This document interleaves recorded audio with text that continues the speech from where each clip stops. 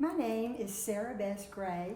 When I lived in this house, I lived with my family, my father, Dolly Gray, my mother, Bessie Gray, my little brother, Tommy Gray.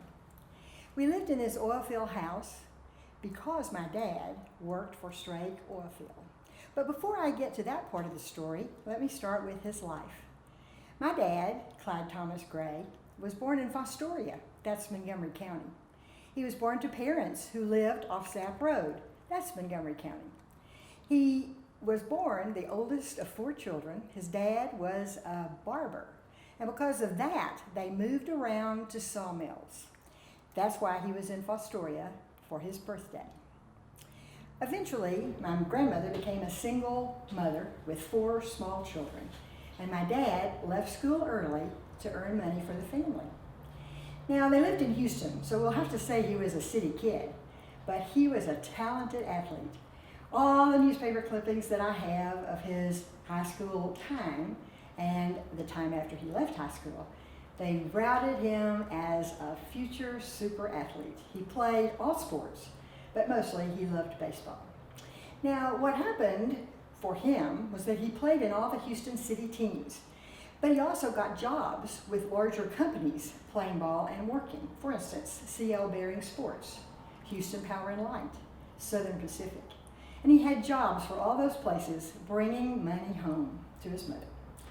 Now, he was picked up, what an athlete he was, and signed with the Houston Buffs.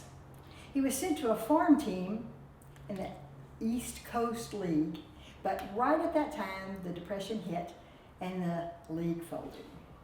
He came to Conroe because his uncle, Fred Nutter, had a business here.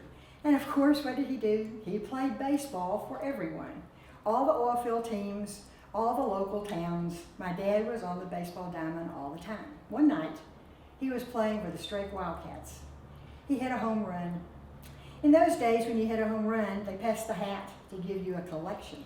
But there was a note in the hat that night from Mr. Strake. Dolly, report to work tomorrow. You've got a job. Now that was around 1933. For the next 15 years, my dad worked as a roustabout. Now remember, he was a city boy, and he only learned the oil field business from the original roustabouts that taught him. He eventually became the superintendent of the Strake Oil lease in Conroe, and at that time, 1946, we moved into this house. My brother was born that year, and from then on, my mother and dad lived on the property in the Strake warehouse area in this house for 60 more years.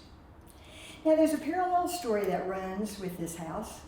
My dad, hitting the home run to earn the job, kept playing ball in Conroe for the next many years. The last ball game he played was in 1964. He suited up at every game. He became the manager as the years went by. Conroe supported baseball twice. They formed a Conroe Baseball Association. My dad was manager off and on. During the 40s, they even imported college kids to play for the Conroe Wildcats, and they won semi-pro tournaments those years. Also, the Houston Post tournament. My dad continued to play ball until 1964. That was when the last Conroe team faded out. Actually, at that time, they were called the Tammany Rebels, and my dad and my brother, Tom, both played on that team. After that, my dad became the voice of Little League. He reported every game from the press box. My dad had an oil field life, he had a baseball life, he had a hunting and fishing life, but it all emanated from this house. This is where I grew up and where my memories are. We had a great life in Conroe.